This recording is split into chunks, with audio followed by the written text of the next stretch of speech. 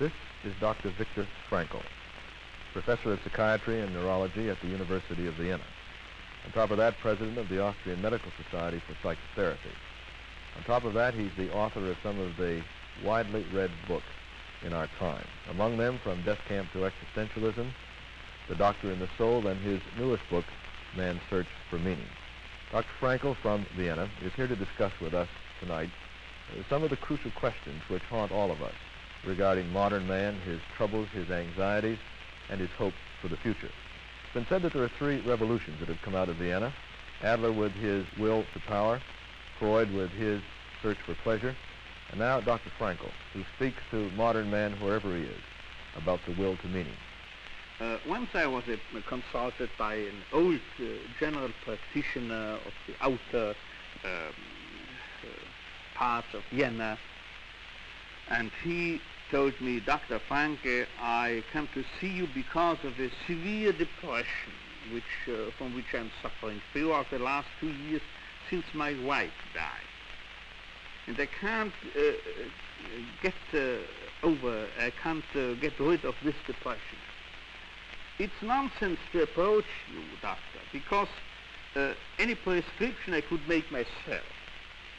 But nevertheless, I have the feeling I should speak to you, talk with you. And then there was a pause, and he asked me, what should I do? And I didn't give him any advice. I didn't tell him anything, but I just asked him a question.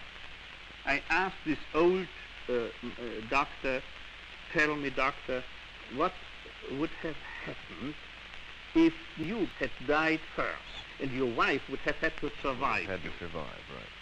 Thereupon he said, oh, how this would have been terrible, how she had suffered.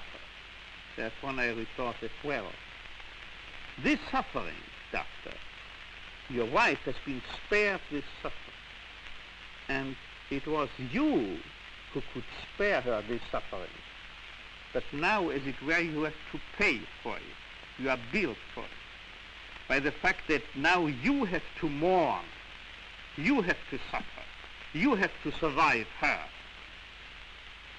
This man looked me up, and then he stood up, gave me his hand, and silently left my office. He found consolation in this reversal of attitude toward a fate which could no longer be changed. I could not revive his wife, you understand? Right. But I could change his attitude. Suddenly he saw a meaning, the meaning of a sacrifice. At the same moment, there was no depression any longer. He could overcome this depression. It remained still suffering, but it was suffering for the sake of somewhat. So you're saying the events of life, apart from meaning, are useless?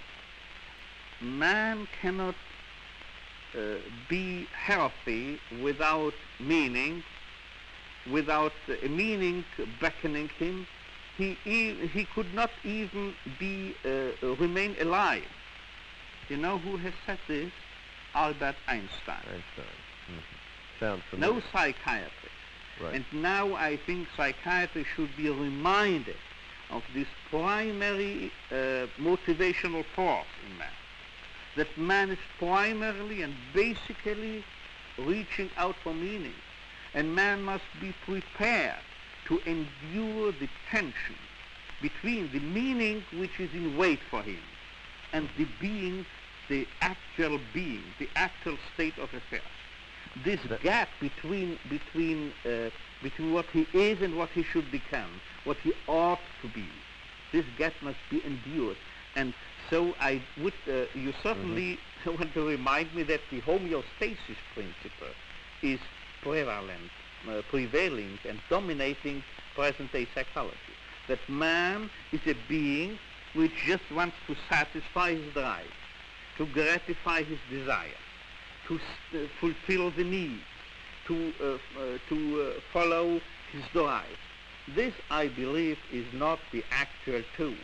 I think that man is no being in steady quest for maintaining or restoring his inner equilibrium, and for this purpose, satisfying needs and drives. Man is primarily a being reaching out for meaning. And this causes tensions, indispensable tensions. Not a tensionless state of inner equilibrium is what is needed. Right. So let's come back a minute to your case of the older physician. Now, a lot of present-day psychotherapy would concentrate on reducing his pain and his anguish. And you're saying you just reversed this and said the important thing is to realize why you now must suffer. That's right. I did not and this is not say, here's the pill that makes you happy. There exist also psychological tranquilizers. Psychotherapy hitherto has been a psychological tranquilizer. Instead of reducing his pain, I tried to make him able to endure his pains and this is one of the sake of something. And that's one of the sharp differences in your approach to psychotherapy and much of what we see here in the United States. I admit I can't help. No, I'm saying this is one of your basic points. That modern man ought to look to the meaning of his suffering. Could I convey this idea to you? Well, I think you're doing very well. How important this is. And is this one of the ideas that you were able to test out in your own concentration camp experience? In a sense, it was. It was. Because what was besetting the question, the problem which was besetting myself was not as much whether or not I shall survive the camp, but whether or not all these pains, those pains people had to undergo, innocent people had to undergo there, whether all this dying around us has a meaning, an ultimate, a higher meaning or not. For if it had no meaning, I didn't see any meaning even to survival. I wonder if you understand what Oh, yes, I do. You're saying survival is not enough, nor even the basic question. Survival for what? This is not the basic question That's to right. survive. Right. Along with this very basic thought about not having the tranquilizer, but making sense out of suffering and pain, what are some of the other basic ideas which have become a part of your own approach to I would say, people? Doctor, I would say that this teaching body of logotherapy is mainly based upon three pillars, three tenets, three basic assumptions. The first is the will to meaning as opposed to a mere will to pleasure principle according to psychoanalysis, or will to power according to Adler. Right. Secondly, can I interrupt that a minute before you take the second one? Now, doesn't one need a backlog of some interpretation to make an experience meaningful?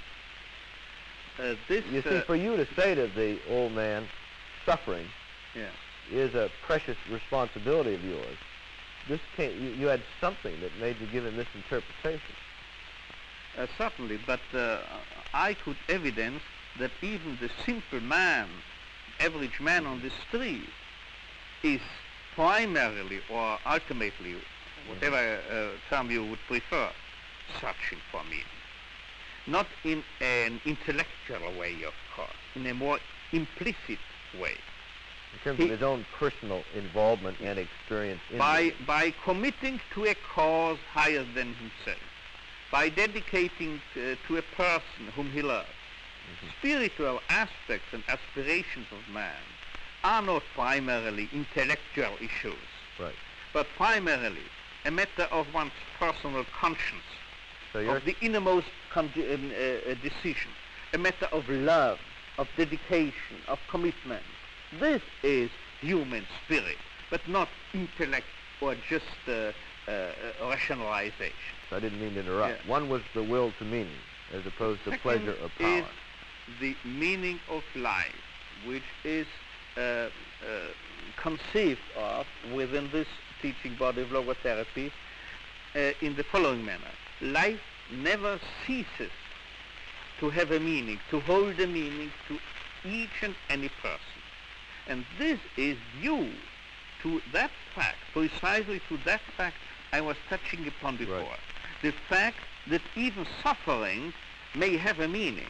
Of course, no suffering which is take-shouldered in a masochistic way, let's say unnecessary suffering. But that suffering which is imposed upon ourselves by fate, which is unavoidable. By the events of life. That's right. Which may not be related to the quality of one's person. That is right. And such necessary, unavoidable suffering, inescapable suffering, It depends. What matters and counts is how we shoulder this suffering, how we approach this, the attitude which we adopt in such a situation. And finally, the third tenet is, after the will to meaning, the meaning of suffering, then the freedom of will. You say this is a chain of links, of interconnected links. Now, an example of the freedom of will. An example that my contention is man is never conditioned by conditions, but he is always free. He is never free from conditions, but what he is free is to take a stand toward the conditions confronting him. In other words, when your parents were in a crisis situation, you couldn't control the circumstance, but you could elect to stay or to go. I had the opportunity to kill Hitler, but I had a chance to do what was demanded of mine. But let's apply a more trivial example. I'm not responsible that my hair is gray. However, I'm responsible for the fact that I, for instance, did not go to the hairdresser having him tint my hair.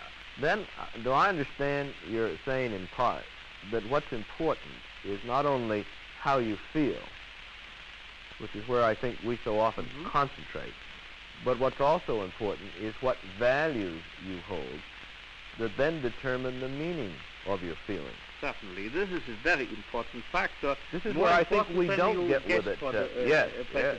Because let me quote a very fine sentence once uttered by Karl Jaspers, the great existential philosopher, who said, what man is, he ultimately has become through the cause which he has made his own. Was der Mensch ist, das wird durch die Sache, die zu sein macht. We cannot find ourselves, our identity, except by devoting, committing ourselves to something or someone. We cannot struggle for self-actualization except through the detour of devoting ourselves to a course to the world, around the way guides us around the world, and not by direct intention of ourselves. Right, that's a magnificent point. We're running out of